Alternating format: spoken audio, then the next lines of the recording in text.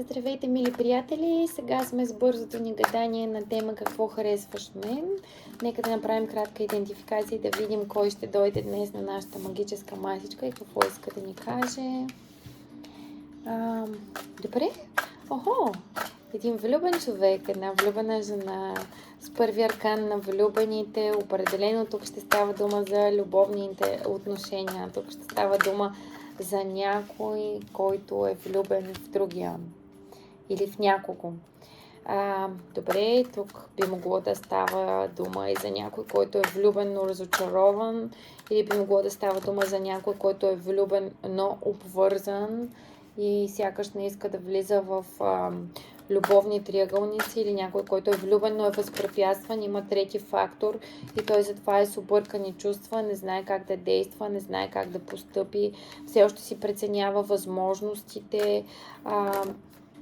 Човек, който би трябвало да е в дома си, човек, който би трябвало да е далеч, човек, който обича да побеждава, човек, който има амбиции, човек, който сякаш при всички случаи не му се влиза в любовни триъгълници или все още не е излекувал сърцето си след голямо разочарование. Хайде да видим ти, човече, какво харесваш мен. Какво харесваш мен? Какво харесваш в мен?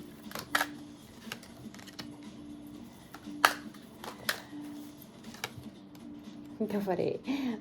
Този човек каза, че харесва упоритостта ми, издръжливостта ми.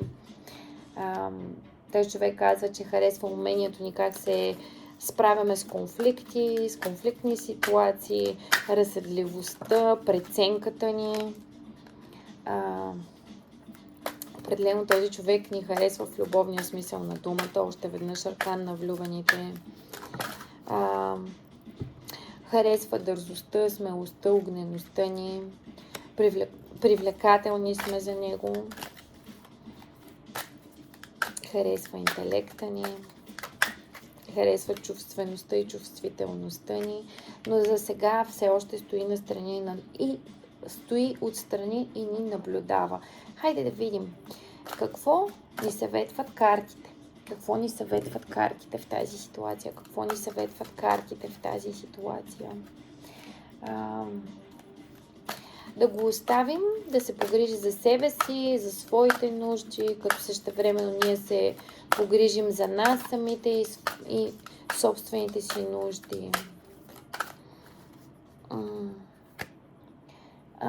Без значение дали този човек прави стъпки към нас или не, да му позволим правото да се уедини, да му позволим правото да се отдели, да му позволим правото, дори ако иска да сложи своите собствени емоционални прегради, докато излезе наясно с това какво иска от нас, какво иска от бъдещето, какво може да ни предложи, какво иска да получи от нас, да се излекува, да се оцелости, да си прецени възможностите, да си постои в пещерата, както се казва, и ако реши да ни намери. Ето там по пътя, ако реши да ни намери. А ако не, щом така е избрал да стои извън живота ни, вероятно за това има причина и той си я знае най-добре. При всички случаи това ще е печалба и за двама ни, защото ако този човек избере да стои на страна от нас, със сигурност ще дойде някой по-добър от него в живота ни. Да бъде и така да е за повече от вас, мили приятели.